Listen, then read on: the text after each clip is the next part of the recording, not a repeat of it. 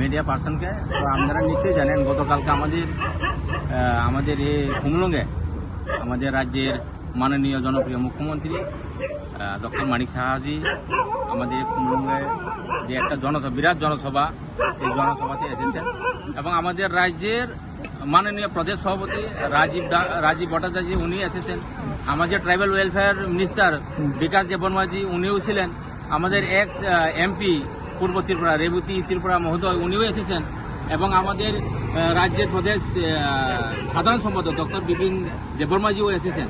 তো আমরা সবাই রাজনীতি যেহেতু আমরা করি, আমরা সবাই একসাথে আমরা যারা ভারতীয় জনতা পার্টির সৈন্য হয়ে আমরা যারা এসেছেন এই জায়গাতে সবাই আনন্দ বুক করে প্রায় 113 পরিবারের 482 জন ভোটার ত্রিপুরা মতার থেকে, বিশেষ করে ত্রিপুরা মতার থেকে আমাদের পার্টিতে যোগদান করেছে।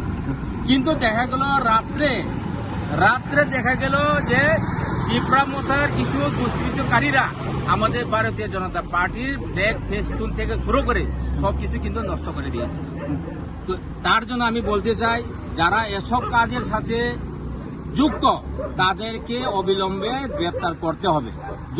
অবিলম্বে গ্রেপ্তার না করে কিন্তু আমাদের আন্দোলন কিন্তু জারি থাকবে। আমরা 48 ঘন্টার কিন্তু আমরা সময় সীমা বেঁধে দিলাম। আর এখন আমার সাথে আমাদের এসপি সাহেবের কথা হয়েছে এবং ওসিবাবুর সাথে কথা হয়েছে, যেভাবে হোক কিন্তু অ্যারেস্ট করতে হবে।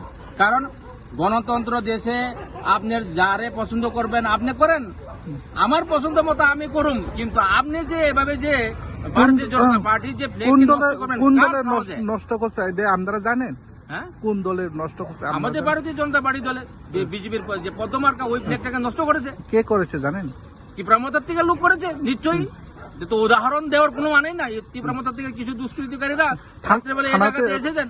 থানাতে কোনো মামলা করা হয়েছে? থানাতে মামলা করা হবে, এখন করুন। এই ফ্ল্যাগ যেহেতু তারা নষ্ট করেছে, আমরা আবার আজকে সবাই একসাথে আমরা এসে লাগাইতেছি ফ্ল্যাগটা। আমরা এই ফ্ল্যাগ ফেস্টুন লাগানোর পরে আমরা কিন্তু আবার রাতাপুর পিএসসি গিয়ে আমরা তাদের যারা এই কাজের সাথে যুক্ত তাদের নামে আমরা এফআইআর করব। যে কিছুদিন আগে এখানে রিপোর্টার একজন রাতের বেলায় মারপিট করেছে ওনাকে, এই বিষয়টা নিয়ে কি বলবে?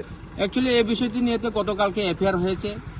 নিশ্চয়ই যেভাবে আইনের প্রসেস আছে ওই প্রসেসের মাধ্যমে হবে, কিন্তু যারা এই কাজের সাথে যুক্ত আমার মনে হয় এটা ঠিক ভালো হয়নি। আর খুব সম্ভাবনা আমি শুনেছি 11টা থেকে 11:30টার দিকে ওই লোকটা এসেছে। ওই লোকটা কে ছিল এটা আমাদের কাছে পরিচয় নাই, তবে রাত্রে 11টা-12টার দিকে যদি কেউ আসে তাহলে নিশ্চয়ই ওই জায়গাতে মধ্যে কোনো না শুনছি নেশাগ্রস্তর মধ্যে আছে। তো নেশাগ্রস্ত যদি হয়ে থাকে, কেউ যদি ফ্ল্যাগ ফেস্টুন লাগিয়ে থাকে, উনি আসলে কথা বলার না বললেই ভালো হতো। কারণ উনি নেশাগ্রস্ত মানে হে নিজেই জানে না, হে নিজে হুঁশ নেই, যে মার খেয়েছে ও হুঁশ নেই ওই হিসাবে। ওই আর যেহেতু আইনের প্রসেস আছে, এফআইআর হয়েছে, দেখা যাবে কি হবে, আইনের প্রসেস চলবে। অসংখ্য